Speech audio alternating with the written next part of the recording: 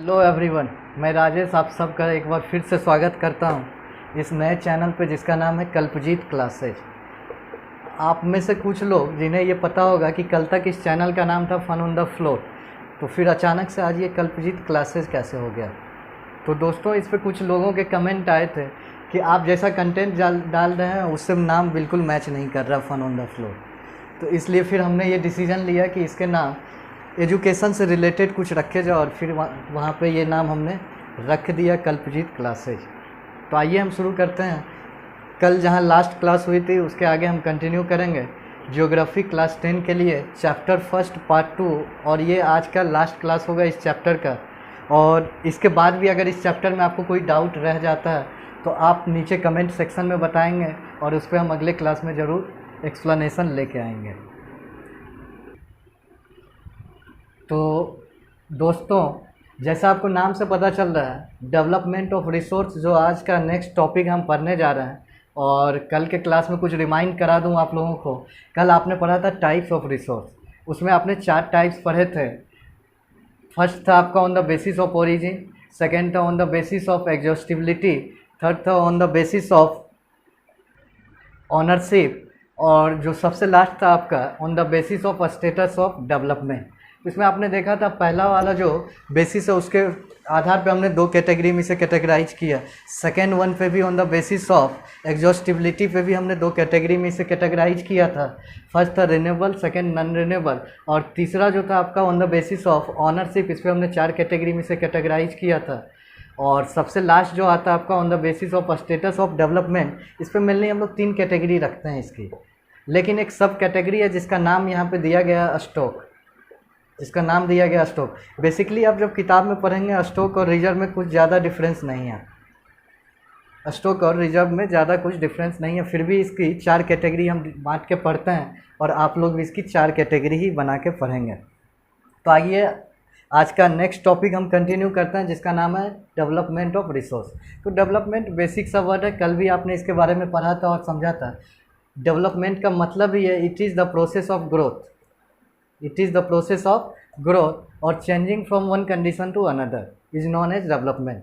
तो आइए देखते हैं कि जब धरती पे आप पहली बार कोई मनुष्य आया होगा, आपने पढ़ा होगा कि ह्यूमन ने सबसे पहले मेटल की अगर बात करें तो मेटल में सबसे पहले कॉपर यूज करना स्टार्ट किया था, कॉपर यूज करना स्टार्ट किया था। तो क्या आपको पता होना चाहिए कि कॉपर फ्री स्टेट में अपने अर्थ पे पाया जाता है? नहीं, बिल्कुल नहीं। ये मिनरल के फॉर्म में पाया जाता है। मिनरल और एलिमेंट में थोड़ा सा डिफरेंस है। मिनरल किसी भी सब्सटेंस का प्योर फॉर्म होता है। अगर मैं कहूँ कॉपर, तो इसका मतलब है कि यहाँ सिर्फ और सिर्फ कॉपर की बात हो रही है, इसमें बाकी कोई भी अदर सब्सटेंस इसके साथ मिक्स नहीं है। लेकिन अगर बात करूँ मिनरल की, तो मिनरल में कुछ भी हो सकता है। इसके साथ कुछ फ्लक्स यानी गंदगी हो सकती है, इसके अलावा इसमें कुछ इम्प्योरिटीज़ हो सकती हैं, कुछ अशुद्धियाँ जैसे मिट्टी, नमक। आप किसी माउंटेन एरिया में जाएंगे, किसी भी माउंटेन एरिया में, तो वहाँ आपको चट्टान के टुकड़े यानी हिली रॉक मिलेंगे, और उसमें आप जब किसी जियोलॉजिस्ट के पास उस टुकड़े को ले जाएंगे तो वो आपको बताएंगे देख के और उस पर रिसर्च करके कि उस पत्थर के टुकड़े में कौन कौन से मेटल हैं, कौन कौन से नॉन मेटल हैं, कौन कौन से सब्सटेंस हैं, कौन कौन से एलिमेंट के मिनरल्स या और हैं, उसमें किस किस एलिमेंट के और हैं उसमें या मिनरल हैं।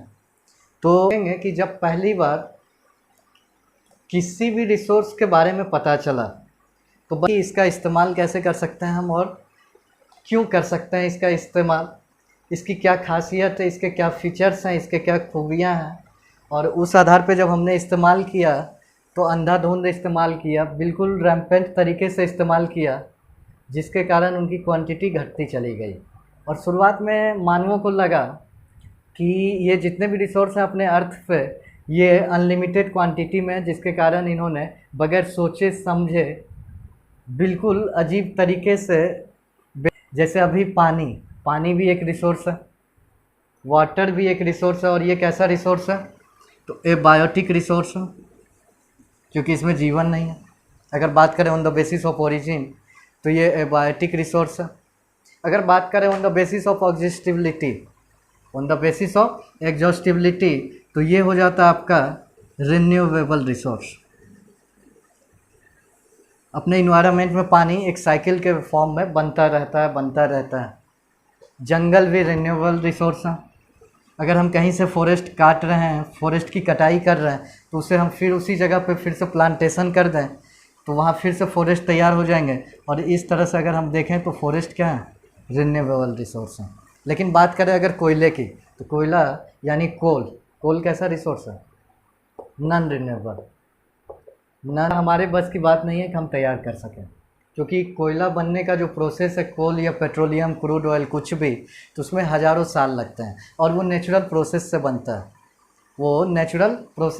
है। उसमें हमारा कोई रोल नहीं होता है।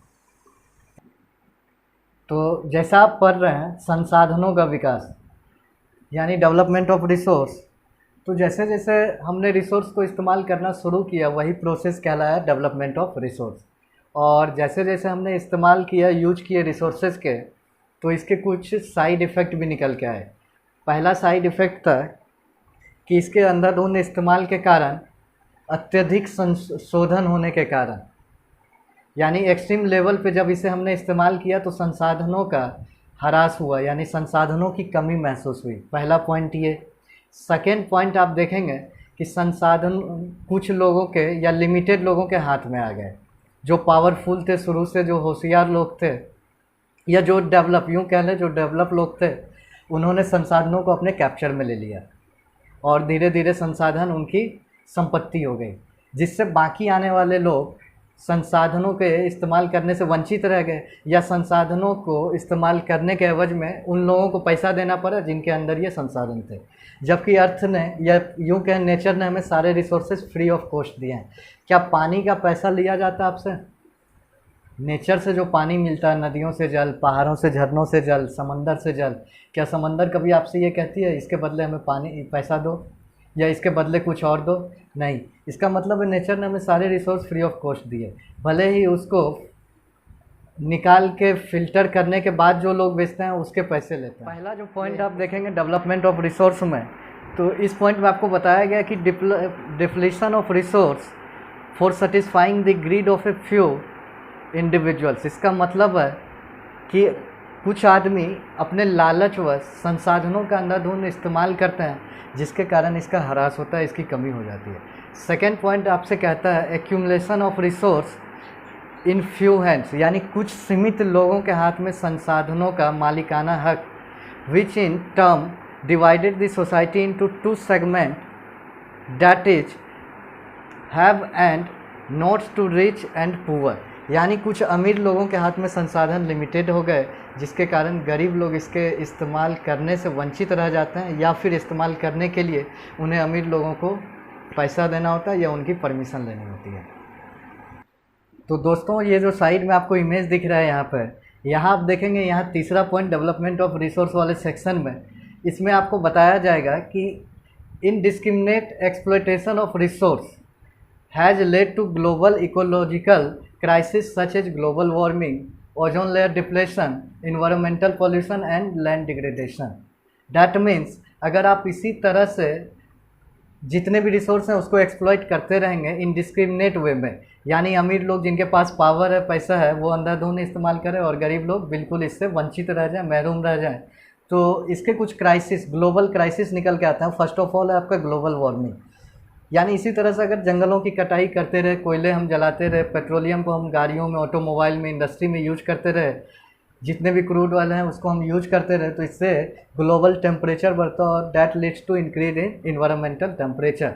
सेकेंड आपसे कहा जा रहा है ओजोन लेयर डिप्रेशन, यानी सिंपल सा मीनिंग है कि हमारा जो अर्थ है चारों ओर एक लेयर से घिरा हुआ जिसे हम कहते हैं ओजोन लेयर, और ये हमें सूर्य के या सन के अल्ट्रावायलेट रेज से बचाता है।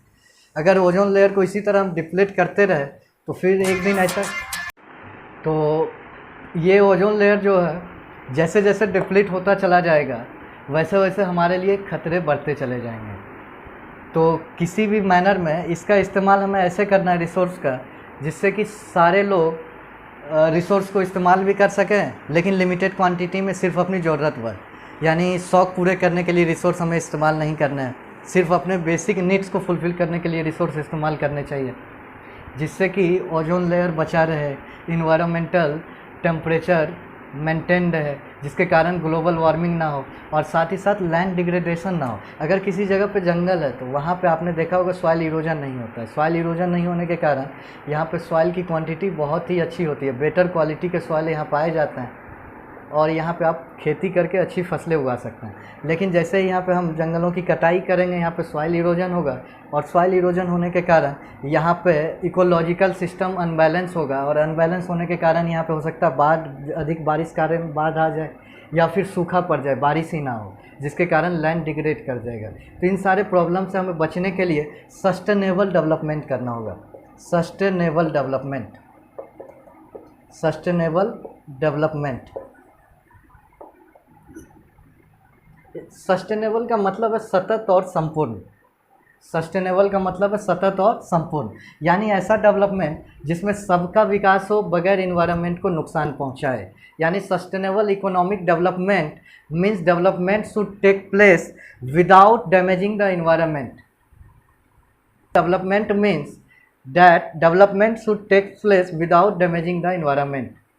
यानी इसका मतलब है कि ऐसा विकास हमें करना है और रिसोर्स को इस वे में इस्तेमाल करना है जिससे कि ना तो इन्वायरमेंट को नुकसान पहुँचे, ना किसी दूसरे लोग या सोसाइटी को दिक्कत हो।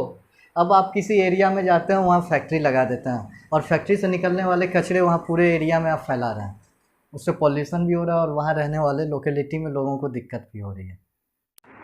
तो हम लोगों ने डिस्कस किया सस्टेनेबल डेवलपमेंट। सस्टेनेबल डेवलपमेंट का मतलब आपने समझा और सिर्फ समझने या सोचने से कोई काम पूरा नहीं होता, इसके लिए हमें स्टेप्स उठाने पड़ते हैं और इसी को ध्यान में रखते हुए लगभग 100 से अधिक कंट्रीज़ ने, लगभग 100 से अधिक देशों ने, more than 100 countries in year 1992 1992 ईस्वी में लगभग 100 से अधिक देशों ने ब्राज़ील के कैपिटल रियो डी जेनेरियो, ये एक शहर है बच्चों जो ब्राज़ील के कैपिटल के नाम से जाना जाता है और इसी शहर में लगभग 1992 ईस्वी में 100 से अधिक देश के नेता लोग एकजुट होते हैं। नेता वहाँ पे जमा होते हैं और एक कॉन्फ्रेंस करते हैं, यानी मीटिंग, एक कॉन्फ्रेंस करते हैं और इसका नाम दिया गया विश्व जलवायु सम्मेलन। विश्व जलवायु सम्मेलन, that is world climate conference. और इसमें एजेंडा 21 डिसाइड किया गया। एजेंडा 21, इसका मतलब है यहाँ पे 21 ऐसे सब्जेक्ट थे जिनको इन्होंने कंसीडर किया ग्लोबल वार्मिंग के लिए रिस्पॉन्सिबल वैसे सब्जेक्ट, या फिर environmental degradation, land degradation, pollution के लिए रिस्पॉन्सिबल वैसे सारे सब्जेक्ट को इन्होंने इस एजेंडा 21 में टेकल आउट करने के लिए कंसीडर किया। और वहाँ पे ये सहमति बनी इन देशों के बीच कि आगे से हमें ऐसा विकास करना है जिसके कारण इन्वायरमेंट को नुकसान ना के बराबर पहुँचे और सारे लोगों को इसका फ़ायदा पहुँचे। तो ये था आपका सस्टेनेबल डेवलपमेंट और कैसे रियो डी जेनेरियो कॉन्फ्रेंस यानी दैट इज वर्ल्ड इन्वायरमेंट और वर्ल्ड क्लाइमेट कॉन्फ्रेंस हुआ 1992 में, ये आपने देखा। अब अगला जो टॉपिक आता, तो इस टॉपिक के बाद बच्चों जो अगला टॉपिक हम कवर करने जा रहे हैं जिसका नाम है रिसोर्सेज प्लानिंग, यानी रिसोर्स को इस्तेमाल करने के तरीक़ों पे हम विचार करेंगे कि कैसे इसको इस्तेमाल करें ताकि गांव से गांव या शहर से शहर या लोगों से लोगों तक इसके इस्तेमाल करने के लिए इक्वल अपॉर्चुनिटी उपलब्ध हो, यानी सबको इसके यूज करने के लिए इक्वल अपॉर्चुनिटी मिले। इसे ही हम कहेंगे रिसोर्स प्लानिंग। तो जैसा आपको पता होगा अपने इंडिया जैसे कंट्री में लगभग आज के डेट में अगर बात की जाए 28 स्टेट है, सबको पता है, और लगभग 9 यूटी हैं। तो क्या सारे स्टेट में एक जैसी ज़मीन है, एक जैसे मिनरल्स हैं सारे स्टेट में? तो आप कहेंगे नहीं, बिल्कुल नहीं। कुछ ऐसे स्टेट हैं जहाँ पे मिनरल्स या रिसोर्स बहुत अधिक है, जैसे एमपी, छत्तीसगढ़। इसके अलावा अगर बात करें तो झारखंड और साउथ इंडिया के 1-2 स्टेट जैसे कर्नाटका, तमिलनाडु, है ना। इसके बाद बात करें अगर नॉर्थ ईस्ट इंडिया की, तो यहाँ पे आता है आपका अरुणाचल। ये कुछ ऐसे स्टेट का नाम मैं बता रहा हूँ जहाँ पर रिसोर्स बहुत अधिक है। जैसे अरुणाचल की बात करें तो यहाँ वाटर रिसोर्स बहुत अधिक है, यानी पानी यहाँ पे प्रचुर मात्रा में पाई जाती है, लेकिन वहाँ पे इंफ्रास्ट्रक्चर की कमी होने के कारण इन पानी का इस्तेमाल हम एनर्जी रिसोर्स में नहीं कर पा रहे हैं। फिर अगर बात करें तो एमपी में बहुत अधिक मिनरल्स पाए जाते हैं, जंगल भी अधिक है एमपी में। छत्तीसगढ़ में बात करें तो आयरन और बहुत अधिक है, और यहाँ पे कोल भी बहुत अधिक पाए जाते हैं छत्तीसगढ़ में। फिर झारखंड की बात करें तो यहाँ भी कोयला बहुत अधिक है। कोयला के अलावे भी कुछ मिनरल्स अधिक है, जैसे छोटा नागपुर रीजन में आप जाएंगे तो यहाँ पे बॉक्साइट और आयरन के और भी पाए जाते हैं, जिसमें आपने नाम सुना होगा टिस्को का, Tata iron and steel company, जो यहाँ पे इस्टेब्लिश है झारखंड के जमशेदपुर नामक शहर में। तो यहाँ पे आप देखेंगे कि कुछ राज्यों के पास संसाधन बहुत अधिक हैं, जबकि कुछ राज्य ऐसे भी हैं जहाँ संसाधन के नाम पे कुछ नहीं है। जैसे अपना बिहार में संसाधन के नाम पे एक दो एलिमेंट को छोड़ दें तो कुछ भी नहीं है। जैसे यहाँ पे अगर संसाधन में देखें तो थोड़ा बहुत पाया जाता है माइका, दैट इज अभ्रक, माइका। और इसके अलावा अगर बात करें बिहार में तो बिहार में कुछ नहीं है। तो इसका क्या मतलब है कि बिहार वाले क्या कोयला यूज नहीं करेंगे, बिहार वाले क्या लोहा यूज नहीं करेंगे, बिहार वाले क्या जंगल यूज नहीं करेंगे, या बिहार वाले क्या हाइड्रो इलेक्ट्रिसिटी के लिए पानी यूज नहीं करेंगे? तो आप कहेंगे नहीं, बिल्कुल करेंगे। और आज आप देखेंगे अपने चारों ओर नज़र दौड़ा के तो बिल्कुल हम इस्तेमाल करते भी हैं। तो यही है रिसोर्स प्लानिंग, यानी जिस जगह पे रिसोर्स पाए जाते हैं, जहाँ से हम उसे एक्सट्रैक्ट करते हैं धरती के नीचे से या अर्थ के क्रस्ट से जहाँ से निकालते हैं उसे, तो इसका मतलब ये नहीं है कि सिर्फ उसके आसपास के एरिया में ही उसका इस्तेमाल होगा। उसे हम ऐसा डिस्ट्रीब्यूट करेंगे कि अपने कंट्री में सभी जगह उसको सभी लोग एक्सेस कर पाएँ, सभी लोग उसे अफोर्ड कर पाएँ, और यही कहलाता है रिसोर्स प्लानिंग। इसके बाद आप देखेंगे तो अगला सेक्शन है आपका रिसोर्सेज प्लानिंग इन इंडिया, यानी इंडिया में हम किस तरह से रिसोर्स की प्लानिंग कर रहे हैं। तो इसके लिए 3 बेसिक फैक्ट हैं। पहला फैक्ट ये है कि हमें संसाधनों का पता लगाना है कि इंडिया के किस पार्ट में, किस एरिया में या किस स्टेट में कौन से रिसोर्स अवेलेबल है, उसका पता लगाएंगे हम। और इसके लिए एक अलग से डिपार्टमेंट है, जियोलॉजिकल सर्वे ऑफ इंडिया, जिसे हम कहते हैं जीएसआई। ये इंस्टीट्यूशन बनाया ही इसी पर्पज़ से गया है कि ये इंडिया में किन जगहों पे कौन से रिसोर्सेज पाए जा सकते हैं उसकी खोजबीन ये करेगा। कौन? GSI, that is geological survey of India.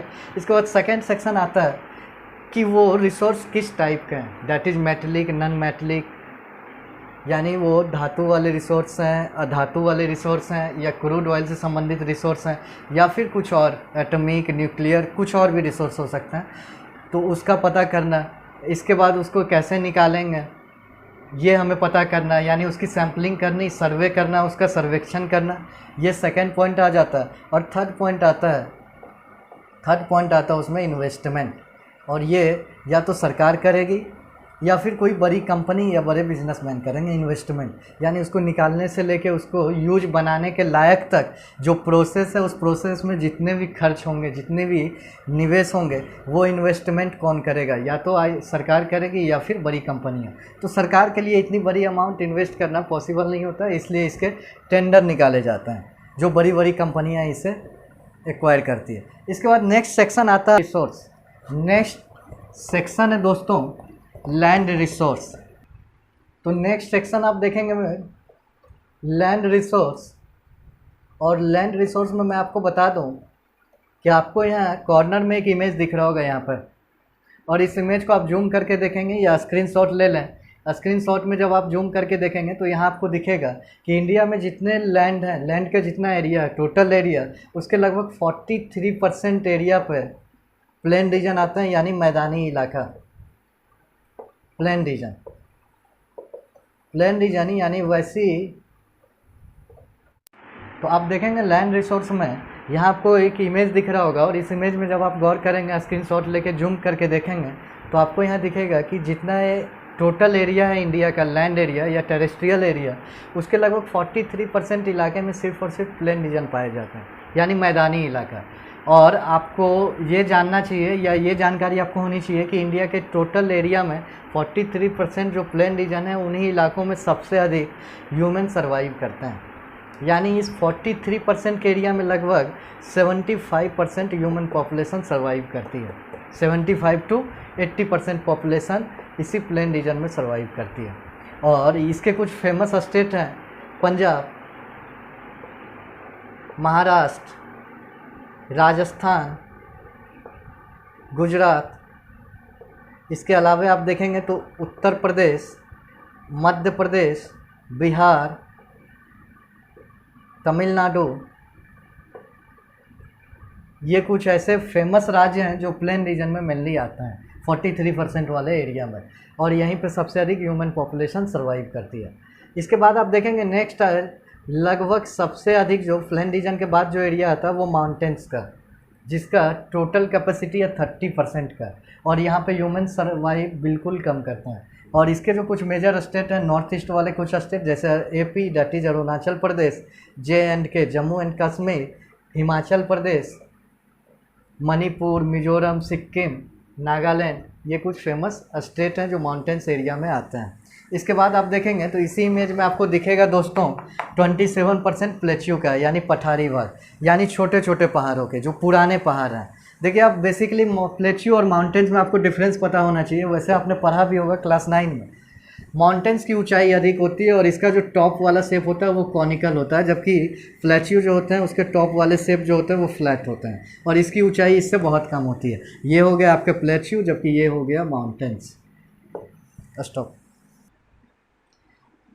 तो बच्चों अगला जो टॉपिक है आपका लैंड यूटिलाइजेशन। इसके बाद लैंड यूटिलाइजेशन में आप देखेंगे यहाँ आपको इमेज में दिख रहा होगा कॉर्नर में राइट साइड, इस इमेज में आप जब देखेंगे तो लैंड यूटिलाइजेशन का जो डेटा है अपने पास, यानी इंडिया में जो हम लैंड यूटिलाइज करते हैं उस हिसाब से अगर देखा जाए तो लैंड के टोटल पार्ट में कुछ हिस्सा फॉरेस्ट का है। यहाँ भी आपको जो लिख रखा है मैंने आपके लिए, इसका स्क्रीनशॉट आप ले लो तो आपके लिए सही रहेगा नोट्स तैयार करने में। तो यानी इंडिया में जितने भी लैंड है उसके कुछ हिस्से जाते हैं फॉरेस्ट में। सेकंड आता है आपका नॉन कल्टीवेटेड लैंड, यानी वैसे ज़मीन जहाँ पे हम खेती कर नहीं सकते हैं, तो उसमें दो कैटेगरी हैं नॉन कल्टीवेटेड लैंड के। फर्स्ट कैटेगरी आता है आपका बैरन लैंड, यानी बंजर ज़मीन, यानी जिसपे हम कुछ चाह के भी उगा नहीं सकते हैं। उसके बाद सेकंड कैटेगरी उसी की है जिसमें हमने बना रखे हैं बिल्डिंग, मकान, रोड्स, ब्रिज, इंडस्ट्री, यानी जिससे हम हटा के वहाँ पे खेती कर नहीं सकते हैं। दो कैटेगरी हो गई नॉन कल्टीवेटेड लैंड की। इसके बाद तीसरा आता है आपका लैंड यूटिलाइजेशन का तीसरा जो आपका क्राइटेरिया या तीसरा जो टाइप है आपका, वो है आपका अदर अनकल्टीवेटेड लैंड, यानी बाकी बची हुई वैसी ज़मीन है जहाँ पे हम खेती नहीं कर सकते हैं। और उसके भी दो कैटेगरी हैं, पहला आता है आपका ग्रेजिंग लैंड और पास्चर लैंड, यानी वैसे ज़मीन जिस पे हम खेती नहीं करते हैं और उस पर सिर्फ और सिर्फ उसका इस्तेमाल हम ग्रेजिंग लैंड के तौर पे करते हैं, यानी चारे के तौर पे, यानी वहाँ पे हम पशुओं का चारण करते हैं, ऑटोमेटिक वहाँ घासें उगती हैं और उसको हम क्या करते हैं पशुओं के फीडिंग यानी कैटल फीडिंग के तौर पे इस्तेमाल करते हैं। तो ये हो गया आपका ग्रेजिंग लैंड। इसके बाद तीसरा देखेंगे आप तो अंडर मिसलेनियस ट्रीज, यानी कुछ ऐसे ऑर्चर्ड, यानी जहाँ पे हमने बगीचे बना रखे हैं, मैंगो के बगीचे यानी आम के बगीचे, संतरे के बगीचे, वहाँ हम खेती नहीं करते हैं, वो फिक्स है, वो कुछ मिसलेनियस ट्रीज के लिए वो इलाका या वो एरिया या वो लैंड पार्ट हमने फिक्स कर रखा है। तो ये हो गया 3 कैटेगरी। इसके बाद भी नेक्स्ट कैटेगरी आता है आपका जो चौथी कैटेगरी है, यानी fourth one, that is fallow land, यानी वैसी ज़मीन जहाँ पे हम खेती करते हैं लेकिन बहुत कम करते हैं, यानी घूम घूम के खेती करते हैं, जिसे हम झूमिंग एग्रीकल्चर भी कहते हैं। क्लास 9 में आपने पढ़ा होगा झूमिंग एग्रीकल्चर, यानी वैसा एरिया जहाँ पे हमने साल में एक बार खेती कर दी और इसके बाद इस एरिया को हम छोड़ देते हैं और आगे किसी और एरिया में मूव कर जाते हैं या इसके आसपास किसी और एरिया में जाके सफाई करते हैं और वहाँ पे खेती स्टार्ट करते हैं, और इसे हम लगभग 1 सालों के लिए फ्री छोड़ देते हैं ताकि इसकी जो फर्टिलाइजेशन कैपेसिटी है वो बढ़ जाए। और ऐसा हम करते हैं इसके साथ लगभग 1 साल के लिए, और इसे कहते हैं हम करेंट फैलो लैंड। जब हम 1 साल के लिए इसे छोड़ते हैं तो इसे कहते हैं करेंट फैलो लैंड। और जब 1 से अधिक 5 साल, 6 साल, 8 साल, 10 साल के लिए हम फ्री छोड़ दें किसी ज़मीन के टुकड़े को, तो उसे हम कहते हैं अदर देन फैलो लैंड, और इसे हम छोड़ते हैं लगभग एवरेज 5 सालों के लिए। ये हो गई चौथी कैटेगरी आपकी। इसके बाद द फाइनल जो है आपका कैटेगरी वो होता है नेट सॉन एरिया, जैसा आपको इमेज में भी वहाँ दिख रहा होगा कॉर्नर में, नेट सॉन एरिया, यानी ये ऐसे ज़मीन है जहाँ पे हम रेगुलर खेती करते हैं और साल में कम से कम 2 क्रॉप्स उगाते हैं, यानी ट्वाइस ए ईयर, यानी साल में कम से कम 2 बार हम यहाँ पे खेती करते हैं, एक रबी क्रॉप्स और एक खरीफ। तो इसके बाद अगला जो सेक्शन है आपका लैंड डिग्रेडेशन, यानी depletion of soil is known as land degradation, या डेट इज हम इसको एक और कैटेगरी में कैटेगराइज करते हैं जिसे हम सॉइल इरोजन भी कहते हैं। सॉइल इरोजन भी कहते हैं। सॉइल इरोजन क्या होता है? यानी अर्थ के क्रस्ट के सबसे अपर सरफेस को जब किसी नेचुरल कैलामिटीज के दौरान रिप्लेस कर दिया जाए तो यही कहलाता है आपका सॉइल इरोजन। यानी अर्थ का सबसे अपर जो सरफेस है वही सबसे फर्टाइल सॉइल माना जाता है, और वो जब फ्लड यानी बाढ़ या तेज़ हवाओं के द्वारा या जानवरों या ओवर ग्रेजिंग यानी अत्यधिक चारण, पशुओं के चराने के कारण जब सॉइल के सबसे फर्टाइल अपर सरफेस को रिप्लेस कर दें एक जगह से दूसरे जगह, जो वो उस जगह को छोड़ के दूसरे जगह अवस्थित हो जाए, तो इसे हम कहते हैं सॉइल इरोजन। और इस प्रक्रिया को, इस प्रोसेस को हम कहते हैं डिग्रेडेशन। इस प्रोसेस को हम कहते हैं डिग्रेडेशन। या फिर अत्यधिक खेती करते रहने से एक ही जगह पे लगातार जब सॉइल की क्वालिटी ख़राब हो जाए तब भी उसे हम कहेंगे सॉइल डिग्रेडेशन। यानी उसमें नाइट्रोजन की कमी हो जाती है, उसकी फर्टिलाइजेशन घट जाती है और वो सॉइल डिग्रेड कर जाता है, यानी उसकी क्वालिटी ख़राब हो जाती है। तो ये हो गया आपका अगला सेक्शन, और इसी में आप जानेंगे सॉइल डिग्रेडेशन के बाद कैसे इसको हम कंजर्व करेंगे, यानी इसको सुरक्षित करेंगे। Conservation of soil, conservation of soil यानी कैसे इसे हम, अगला सेक्शन है आपका सॉइल डिग्रेडेशन या लैंड डिग्रेडेशन के बाद कंजर्वेशन ऑफ सॉइल। यानी अब सबसे पहले कंजर्वेशन जानने से पहले आपको ये पता होना चाहिए कि ये डिग्रेड कैसे करता है, कोई भी सॉइल डिग्रेड कैसे करता है। यानी आपको बीमारी का पता चले तब तो आप उसकी दवाई कराएंगे या उसका इलाज कराएंगे। डॉक्टर भी आपके चेकअप करते हैं, बीमारी को वो डायग्नोस्ट करते हैं, इसके बाद वो आपके इलाज शुरू करते हैं। तो यहाँ पे आप जानेंगे कि सॉइल कैसे डिग्रेड करता है। तो सॉइल डिग्रेड करने के 3-4 मेजर कारण है, 3-4 मेजर काउजेज हैं। पहला काउज है आपका डिफोरेस्टेशन। पहला काउज है, जैसा आपको इमेज में भी दिख रहा होगा यहाँ कॉर्नर में, पहला काउज है डिफोरेस्टेशन, यानी जंगलों के अंधाधुंध कटाई से भी सॉइल डिग्रेड कर जाता है। इसके बाद सेकंड है ओवर ग्रेजिंग, यानी एक ही जगह पे बार बार पशुओं को चराने के कारण वहाँ की मिट्टी उनके खुर से उखड़ते चले जाते हैं और घास वो चर चर के ख़त्म कर देते हैं, जिसके कारण वहाँ पे सॉइल इरोजन होता है। That leads to land degradation. इसके बाद एक ही जगह पे लगातार सालों साल खेती करते रहने से भी सॉइल की क्वालिटी ख़राब हो जाती है, उसकी फर्टिलाइजेशन कैपेसिटी ख़त्म हो जाती है और वो सॉइल डिग्रेड कर जाता है। फिर चौथा कारण है कि एक जगह पे जब हम खेती कर रहे होते हैं तो वहाँ हम केमिकल फर्टिलाइज़र यूज करते हैं, और केमिकल फर्टिलाइज़र भी सॉइल की क्वालिटी को ख़राब करता है। ये कुछ मेजर फंक्शन है या मेजर रीजन है जो सॉइल डिग्रेडेशन को बढ़ावा देता है। तो इसको हम रोकेंगे कैसे? तो इसको रोकने के लिए सबसे पहले हम डिफोरेस्टेशन को कन्वर्ट करेंगे एफोरेस्टेशन में, यानी जहाँ पे हमने जंगलों की कटाई की वहाँ पे हम नए पेड़ लगा देंगे, यानी we should go for afforestation. इसके बाद सेकंड आता है आपका कि एक जगह पे हम लगातार खेती कर रहे हैं तो वहाँ पे हमें ये ध्यान रखना चाहिए कि अत्यधिक केमिकल फर्टिलाइज़र का इस्तेमाल हम ना करें, यानी हमें लिमिटेड मात्रा में करनी चाहिए अगर बहुत ज़रूरी हो। नहीं तो हम कोशिश करेंगे कि बायो फर्टिलाइज़र का हम इस्तेमाल करें जिसके कि साइड इफ़ेक्ट लैंड पे ना पड़े। इसके बाद तीसरा हमें ये भी ध्यान रखना होगा कि एक ही जगह पे हमें एनिमल्स या कैटल फीडिंग, पशुओं को चराने का काम भी लगातार नहीं करते रहना चाहिए, हमें उनके जगह बदलने चाहिए। अगर एक जगह हमने आज चराया तो फिर दूसरे दिन हमें किसी और इलाके में ले जाना होगा ताकि सॉइल इरोजन ना हो। इसके अलावे अगर ये सारे उपाय हम करेंगे, या फिर प्लास्टिक के जो कचरे होते हैं खेतों में फेंक दिया हमने, जो कचरे अपने घरों से निकालते हैं कहीं भी सड़क किनारे फेंक दिया, तो उससे भी सॉइल की क्वालिटी ख़राब होती है। And that also enhance the degradation of soil और लैंड। तो उससे भी हमें बचना होगा, यानी पॉल्यूशन कम से कम करें जिससे सॉइल डिग्रेडेशन कम से कम हो। इसके अलावे हम जंगल अधिक से अधिक लगाएंगे, पेड़ पौधे अधिक से अधिक लगाएंगे, केमिकल फर्टिलाइज़र कम इस्तेमाल करेंगे, बायो फर्टिलाइज़र अधिक इस्तेमाल करेंगे। तो ये कुछ फैक्टर हैं जो लैंड डिग्रेडेशन को रोकते हैं और सॉइल की क्वालिटी को बेटर बनाते हैं। इसके बाद हम देखेंगे सॉइल एज रिसोर्स। ये है आपका नेक्स्ट टॉपिक जिसमें आपको ये पढ़ना है कि मिट्टी एक संसाधन कैसे है। तो जाहिर सी बात है मिट्टी के बगैर इस धरती पे कोई भी लिविंग ऑर्गेनिज्म सर्वाइव नहीं कर सकता। हम लोग बेसिकली डिपेंड करते हैं प्लांट पे और प्लांट डिपेंड करता है सॉइल पे।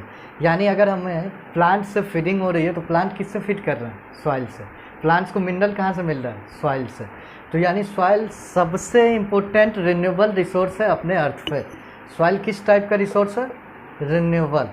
रिन्यूएबल का मतलब क्या है कि जैसे जैसे पेड़ पौधे जीव जंतु सड़ते गलते यानी डेड डिके डिकम्पोज होते चले जाते हैं और कुछ सालों के प्रोसेस के बाद वो मिट्टी में कन्वर्ट हो जाते हैं। आपने गौर किया होगा कभी बरसात के मौसम में आप जब जाते हैं मिट्टी या खेतों वाले इलाकों में, तो वहाँ आप देखते होंगे कि वहाँ अगर कुछ कचरा आपने फेंक दिया या गोबर आपने फेंक की, तो वहाँ 2-3 दिन या 7 दिनों के बाद आप जाएंगे तो वहाँ आप देखेंगे कि वो गोबर मिट्टी के फॉर्म में आ चुका है। भले ही उसके मिट्टी के फॉर्म में लाने के लिए कुछ माइक्रो ऑर्गेनिज्म जैसे अर्थवॉर्म्स या फिर कुछ और भी हो सकते हैं, बैक्टीरिया वगैरह, जो उसको गोबर से मिट्टी में कन्वर्ट कर दे रहे हैं खा के, लेकिन वो मिट्टी बन जाता है। तो मिट्टी इस तरह से रिन्यूएबल रिसोर्स है। पत्ते भी, पेड़ पौधे पत्ते, यहाँ तक कि जानवरों के सड़े गले लाश भी सड़ के फिर मिट्टी के ही रूप में कन्वर्ट हो जाता है। तो ये एक टाइप का रिन्यूएबल रिसोर्स है और ये सबसे इम्पोर्टेंट रिन्यूएबल रिसोर्स है जो कि जिसके बगैर हम सर्वाइव नहीं कर सकते हैं, क्योंकि हमारी फसलें इसी पे उगती हैं। अगर आप नॉनवेज खाते हैं यानी कार्निवोरस भी हैं तो जानवरों के चारे भी इसी मिट्टी से आते हैं और ये मिट्टी इस तरह से देखा जाए तो सबसे इम्पोर्टेंट रिसोर्स है। इसके बाद देखते हैं यहाँ आपको कॉर्नर में एक बॉक्स दिख रहा होगा यहाँ पे बच्चों, और इस बॉक्स में आप देखेंगे तो टाइप्स यानी जो सॉइल के टोटल सरफेस है उसको 4 कैटेगरी में कैटेगराइज किया गया है और उसमें सबसे अपर वाला जो सॉइल है, सबसे अपर वाला सरफेस, ये सरफेस ही सबसे इम्पोर्टेंट सरफेस है क्योंकि इसी पे सारे फसलें उगते हैं, सारी फसलें इसी पे उगते हैं और यही सबसे फर्टिलाइज्ड सॉइल माना जाता है। इसके बाद हम लोग पढ़ेंगे क्लासिफिकेशन ऑफ सॉइल यानी मिट्टी का वर्गीकरण, मृदा का वर्गीकरण। तो मृदा के वर्गीकरण में हम जनरली 5 टाइप के सॉइल लेके चलते हैं और जिसमें सबसे इम्पोर्टेंट सॉइल है अपने इंडिया में वो है एल्यूवियल सॉइल, जिसे हिंदी में हम कहते हैं जलोढ़ मृदा। इसे हिंदी में हम कहते हैं जलोढ़ मृदा। अब देखेंगे बेसिकली तो ये जो मिट्टी है, ये इंडिया का जब आप मैप देखेंगे तो यहीं आपको मैप दिख रहा होगा पूरे बोर्ड पे आपको मैप, और उस कॉर्नर में भी आपको दिख रहा होगा ये एल्यूवियल सॉइल और उसके इमेज देख रहे होंगे नीचे में, यानी एल्यूवियल सॉइल के नीचे आपको इमेज दिख रहा होगा कि वो मिट्टी किस तरह की होती है और इसका रीजन आपको मैप में दिख जाएगा, आपके एनसीईआरटी के बुक में भी दिख जाएगा और यहाँ बोर्ड पे भी आपको मैप दिख रहा होगा। तो यहाँ आप देखेंगे इंडिया के लगभग मिड पार्ट से, यानी इधर से अगर एक नैरो बेल्ट से शुरू करें तो गुजरात राजस्थान से होते हुए पंजाब से स्टार्ट होता है ये एल्यूवियल सॉइल।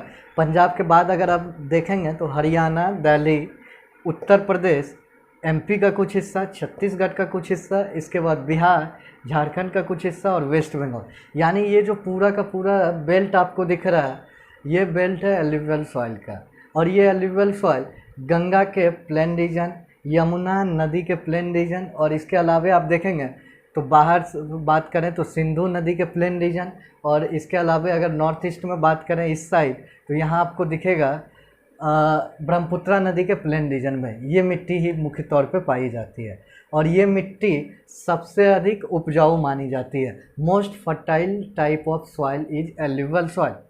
और एल्यूवियल सॉइल यानी जलोढ़ मृदा के 2 प्रकार होते हैं, एक होता है आपका बांगर और सेकेंड है आपका खादर। ये एल्यूवियल सॉइल के ही 2 टाइप हैं। बांगर यानी old alluvial soil is called bangar, यानी पुरानी जलोढ़ मिट्टी को ही हम बांगर मिट्टी कहते हैं, while new alluvial soil is known as khadar, यानी नई एल्यूवियल यानी नई जलोढ़ मृदा को हम खादर मिट्टी कहते हैं। अब देखेंगे दोनों में थोड़ी सी डिफरेंस है। बांगर मिट्टी के जो पार्टिकल्स होते हैं कण वो थोड़े बड़े बड़े होते हैं, इसके जो पार्टिकल्स होते हैं वो थोड़े बड़े बड़े होते हैं, जबकि खादर यानी नई जलोढ़ मृदा की जो कण होते हैं वो इसके रिस्पेक्ट में छोटे छोटे होते हैं। अगर इससे कंपेयर करें तो बहुत महीन कण होते हैं इसके और ये इससे अधिक फर्टाइल होती है। ये खादर जो है बांगर से अधिक फर्टाइल होती है। वैसे फर्टाइल ये भी होता है लेकिन as comparison khadar is more fertile to bangar. इसके बाद अगला टाइप जो आता है आपका वो टाइप है। अच्छा, एक चीज़ और यहाँ पे जान लेना जरूरी है, एल्यूवियल सॉइल में हम लोग रबी और खरीफ दोनों किस्म की फसलें उगाते हैं क्योंकि इसके वाटर एब्जॉर्बेशन कैपेसिटी बहुत अधिक होती है, यानी इसमें मिट्टी सोखने पानी सोखने की क्षमता बहुत अधिक होने के कारण यहाँ पे कोई भी फसल आप लगाएंगे तो इसमें अच्छे से ग्रो कर जाता है, खास करके वीट और राइस। इसके अलावा मस्टर्ड भी आप ग्रो कर सकते हैं इसमें। इसके बाद सेकेंड टाइप जो आता है सॉइल का, इसके बाद आप देखेंगे मिट्टी की दूसरे टाइप को, तो मिट्टी की दूसरी टाइप है ब्लैक सॉइल। और ये भी अपने इंडिया में एल्यूवियल सॉइल के बाद सबसे अधिक पाई जाती है। और ये मिट्टी जो है इसे हम ब्लैक कॉटन सॉइल भी कहते हैं। ब्लैक कॉटन सॉइल इसलिए कहते हैं क्योंकि इसमें कॉटन के क्रॉप बहुत अधिक उगते हैं, यानी बहुत अधिक खेती होती है कॉटन की, इसलिए इसका नाम हमने दे दिया ब्लैक कॉटन सॉइल। और ये मिट्टी मुख्य तौर पे गुजरात, राजस्थान के कुछ हिस्सों में, महाराष्ट्र के कुछ हिस्सों में, इसके अलावा कर्नाटक के कुछ हिस्सों में मुख्य तौर पे ये मिट्टी पाई जाती है। मध्य प्रदेश, छत्तीसगढ़, यानी अगर बात की जाए तो सेंट्रल इंडिया में ये मिट्टी पाई जाती है। कौन सी? Black soil.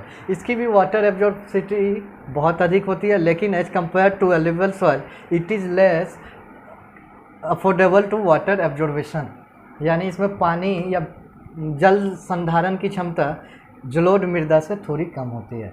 और इसके लिए सबसे सूटेबल क्रॉप्स हमने बताया आपको कॉटन के क्रॉप्स होते हैं। इसके अलावा भी इसमें शुगर कैन, कॉफ़ी, इसके अलावा बनाना, ये सब इसमें उगाए जाते हैं। इसके अलावा गेहूं की खेती भी इस मिट्टी में की जाती है। तो ये हो गए, और इसका एरिया आपने जान लिया। इसके बाद जो नेक्स्ट आता है टाइप ऑफ सॉइल, वो है आपका red and yellow soil. Soil के जानने से पहले आपको यहाँ इमेज दिख रहा होगा ब्लैक सॉइल का। ब्लैक सॉइल के इमेज को आप देख सकते हैं, और ज़्यादा डिटेल्स में अच्छी तरह से पढ़ना हो तो आप कोई रेफरेंस बुक भी इस्तेमाल कर सकते हैं, और कोई डाउट रहे तो आप कमेंट सेक्शन में पूछ लेंगे। इसके बाद देखेंगे हम लोग रेड एंड येलो सॉइल। तो red and yellow soil basically लाल और पीले कलर की होती है। आपने देखा भी होगा, आपने कई लोगों ने देखा भी होगा। और ये भी ब्लैक सॉइल की तरह क्लेई फॉर्म में होता है, यानी चिपचिपी, यानी इसमें चिकनाई थोड़ी अधिक होती है। और जैसा आपने ब्लैक सॉइल में देखा कि उसके मिट्टी के बर्तन अच्छे बनते हैं, वैसे ही रेड सॉइल के भी मिट्टी के बर्तन अच्छे बनते हैं। इसमें थोड़ी सी हम सैंड मिक्स करते हैं ताकि मिट्टी के बर्तन फटे नहीं, और इसका इस्तेमाल हम लोग क्लेई पोट बनाने के लिए करते हैं ब्लैक सॉइल की तरह। ये हो गया। इसके बाद रेड सॉइल बेसिकली पाया जाता है अपने इंडिया में। जब आप मैप में देखेंगे तो मैप में आपको दिखाई देगा ये red soil generally south India, यानी सबसे भारत के निचले हिस्से में, जब आप मैप में देखेंगे आपके एनसीईआरटी की बुक में, तो भारत के निचले हिस्से में अधिक पाया जाता है ये सॉइल। इसके अलावे आप देखेंगे तो ये ईस्ट इंडिया में भी पाया जाता है, यानी आंध्र प्रदेश, उड़ीसा और वेस्ट बंगाल के कुछ हिस्सों में। यानी रेड सॉइल का ये इलाका, यानी एल्यूवियल सॉइल के बाद सबसे अधिक एरिया अपने इंडिया में कवर करता है red and yellow soil. Red and yellow soil, red and yellow soil, चलो स्टार्ट करिए। Red and yellow soil basically पाई जाती है तो छत्तीसगढ़, इसके अलावे आप देखेंगे तो छत्तीसगढ़ के अलावे आपको दिखेगा रेड एंड येलो सॉइल के लिए तो गंगा का प्लेन रीजन, यानी उत्तर प्रदेश या यूपी के कुछ हिस्सों में, सम पार्ट यूपी के कुछ हिस्सों में रेड एंड येलो सॉइल पाया जाता है। और मुख्य तौर पे देखा जाए तो ये साउथ इंडिया में पाई जाती है। इसके बाद जो अगला टाइप का सॉइल है वो है आपका लेटेराइट सॉइल। नेक्स्ट टाइप है सॉइल का आपका लेटेराइट सॉइल। लेटेराइट सॉइल आपने देखा भी होगा, कुछ जगहों पे आप जब ट्रैवल करते हो तो वहाँ पे आपको मिट्टी जो दिखती है, मृदा, वो लाल कलर की दिखती है, और उसका कलर कुछ ईंटों जैसा मैच करता है ईंट से। ईंट के जो कलर होते हैं, ब्रिक, यानी ब्रिक के जो कलर होते हैं उससे मैच करता है लेटेराइट सॉइल के कलर। और ये लेटेराइट जो वर्ड बना, ये एक लैटिन वर्ड से बना है, लेटर, जिसका मतलब होता है ब्रिक, ब्रिक। और इसके कलर जो है ब्रिक से मैच करते हैं, और इस कारण इसका नाम दे दिया गया लेटेराइट सॉइल। हालांकि ये उतनी फर्टाइल नहीं होती है जितनी ब्लैक सॉइल या फिर एल्यूवियल सॉइल या फिर रेड और येलो सॉइल, लेकिन इसको टेक्निक की मदद से हम फर्टाइल बना सकते हैं। इसमें इन्वेस्टमेंट करना होगा और अधिक से अधिक फर्टिलाइज़र यूज करेंगे, और अधिक से अधिक इरिगेशन के लिए हमें वाटर के लिए ट्यूबवेल, बोरिंग, मोटर या जो भी आपके पास मीन्स ऑफ इरिगेशन है उसका इस्तेमाल करके इस मिट्टी को आप खेती के लायक बना सकते हैं। अब लेटेराइट सॉइल की अगर बात करें तो ये आपको मैप दिखेगा एनसीईआरटी की बुक, या यहाँ आपको बोर्ड पे भी दिखेगा मैप। तो इस मैप में जब आप देखेंगे तो लेटेराइट सॉइल आपको दिखेगा। लेटेराइट सॉइल का जो इलाका है वो बहुत कम है, और ये इंडिया में किसी एक जगह पे फिक्स नहीं है। ये पार्ट वाइज छोटे छोटे हिस्सों में इंडिया में बटे हुए हैं। जैसे एमपी के कुछ हिस्सों में, साउथ इंडिया में बात करें तो तमिलनाडु के कुछ हिस्सों में, यानी डेक्कन प्लेट्यू के आसपास इस तरफ आपको दिखेगा तमिलनाडु, तमिलनाडु के नीचे आपको दिखेगा तमिलनाडु के ऊपर आपको दिखेगा कर्नाटका, यानी कर्नाटका के पास जो आपका डेक्कन प्लेट्यू है उसके आसपास थोड़े बहुत ये मिट्टी पाए जाते हैं। इसके अलावा मध्य प्रदेश में मालाबार हिल्स के पास थोड़ी सी ये मिट्टी पाई जाती है। इसके बाद आप देखेंगे तो नॉर्थ ईस्ट में भी कुछ हिस्सों में ये मिट्टी पाई जाती है, खास करके बांग्लादेश और वेस्ट बंगाल के कुछ हिस्सों में, त्रिपुरा के कुछ हिस्सों में। इसके बाद अगला जो टाइप आता है सॉइल का आपका, वो टाइप है फॉरेस्ट सॉइल, जो कि मिट्टी के क्लासिफिकेशन का सबसे फाइनल या लास्ट टाइप के हैं। ये है आपका फॉरेस्ट सॉइल और इसे हम हिंदी में कहते हैं वन मृदाएँ। हिंदी में इसे हम कहते हैं वन मृदाएँ। ये बेसिकली जंगलों में, पहाड़ों पे, पठारी इलाकों में पाई जाती है ये मिट्टियाँ। और इस मिट्टी पे ना तो हम खेती करते हैं और इन मिट्टियों के प्रकार इसके पाए जाने वाले इलाकों पे डिपेंड करता है। अगर किसी जंगल के घाटी में, पहाड़ों की घाटी में ये मिट्टी पाई जा रही है तो वहाँ ये सिल्ट फॉर्म में होगी, यानी गाद फॉर्म में, चिपचिपी होगी और उसमें ह्यूमस की क्वांटिटी अधिक होगी, क्योंकि जंगलों से ये मिट्टी फॉर्म हो रही है तो उसमें ह्यूमस की क्वांटिटी अधिक, तो यहाँ पे फर्टिलाइजेशन अधिक होगा। लेकिन अगर यही मिट्टी पहाड़ों के ऊंचाई पे पाई जा रही है तो वहाँ पे इसमें पत्थरों के पार्टिकल्स बड़े बड़े होंगे, यानी इस मिट्टी के कण बड़े बड़े होंगे और वहाँ पे फर्टिलाइजेशन पावर कम होगी। तो ये मिट्टी डिपेंड करता है किन इलाकों में पाई जा रही है और वहाँ पे इसके फीचर्स या इसके कैरेक्टर्स डिपेंड करते हैं। ये मिट्टी मुख्य तौर पे कहा जाए तो ये नॉर्थ ईस्ट में पाए जाते हैं और इसके अलावा अगर बात करें तो जम्मू कश्मीर, हिमाचल के कुछ हिस्सों में ये मिट्टी पाई जाती है। और इसके बाद अगर बात करें तो फिर नॉर्थ ईस्ट नहीं, मालाबार हिल्स, इसके अलावा अगर बात करें तो डेक्कन प्लेट्यू, इसके अलावा बात करें तो काराकोरम हिल्स के कुछ हिस्सों में ये मिट्टी पाई जाती है। इसके बाद क्लासिफिकेशन ऑफ सॉइल खत्म होने के बाद आप देखेंगे तो अगला जो टॉपिक है आपका वो है आपका soil conservation, soil erosion and soil conservation. Soil conservation ये है आपका फाइनल टॉपिक इस चैप्टर का। इसके बारे में मैंने बीच चैप्टर में भी डिस्कशन किया था, सॉइल इरोजन होता क्या है और सॉइल कंजर्वेशन होता क्या है, इसके क्या क्या मेजर्स हैं, किस तरह से हम मिट्टी के इरोजन को कंट्रोल कर सकते हैं। फिर भी एक बार फिर से मैं आपको थोड़ा सा बता दूं कि सॉइल इरोजन जो है वो मिट्टी के सबसे फर्टाइल या सबसे अपर सरफेस का एक जगह से दूसरे जगह मूव कर जाना किसी कारणवश, यही सॉइल इरोजन कहलाता है और इससे सॉइल की फर्टिलिटी कम हो जाती है। और इसको रोकने के लिए हमारे पास कई मेथड हैं। सबसे पहले फोरेस्टेशन करना चाहिए, इसके अलावा एक जगह पे लगातार खेती नहीं करनी चाहिए और over use of chemical fertilization से भी हमें बचना चाहिए। इसके अलावा ओवर इरिगेशन भी नहीं करनी चाहिए।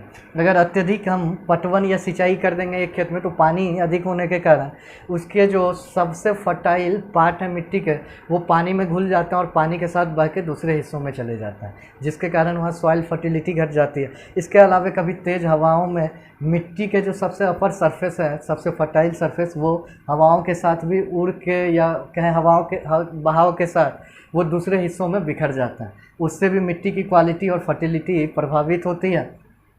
तो हवाओं से बचने के लिए हमें करना क्या चाहिए, तो खेत के चारों ओर, यानी जहाँ पे हम खेती कर रहे हैं उसके चारों ओर लंबे लंबे और घने घने पेड़ लगाने चाहिए, जिससे हवाओं को, खेतों को प्रभावित करने से ये पेड़ बचाएंगे और हवाओं से सॉइल इरोजन होने से यहाँ रुक सकेगा, यानी कंट्रोल हो जाएगा। इसके अलावा हमें प्लास्टिक कम से कम इस्तेमाल करना चाहिए। कम से कम क्या कहें, या करना ही नहीं चाहिए, बिल्कुल मत करें प्लास्टिक का इस्तेमाल। और प्लास्टिक के अगर पुराने कचरे हों तो उसे खेतों में ना फेंकें, उससे सॉइल की फर्टिलिटी कम हो जाती है, नाइट्रोजन कम कर देते हैं। इसके अलावा बात करें तो ओवर ग्रेजिंग भी नहीं करनी चाहिए। जैसे फसल की कटाई हुई तो वहाँ पे मवेशियों को आप खेतों में खुला ना छोड़े एक साथ कई मवेशियों को, वो भी क्या करते हैं, मिट्टी को अपने खुर से खोदते हैं और जिसके कारण हवाएं चली या जब उस पर सिंचाई हुआ तो उससे भी सॉइल इरोजन को बढ़ावा मिलता है। तो ये कुछ थे सॉइल इरोजन के फैक्टर्स और उसको बचाने वाले कुछ फैक्टर्स जो हमने डिस्कस किया। और इस तरह से ये चैप्टर आपका लास्ट हुआ। अगर आपको कोई डाउट है तो आप कमेंट सेक्शन में पूछेंगे। अगर कोई क्वेश्चन करना हो, आपको क्वेश्चन करने में परेशानी हो, तो आप हिंदी इंग्लिश किसी भी मीडियम में पूछ सकते हैं और आपको जवाब ज़रूर दिया जाएगा। अगर वीडियो अच्छी लगी हो तो उम्मीद करता हूँ कि आप सब्सक्राइब करेंगे और शेयर करेंगे, लाइक भी करेंगे। मिलता हूँ आपसे अगले क्लास में।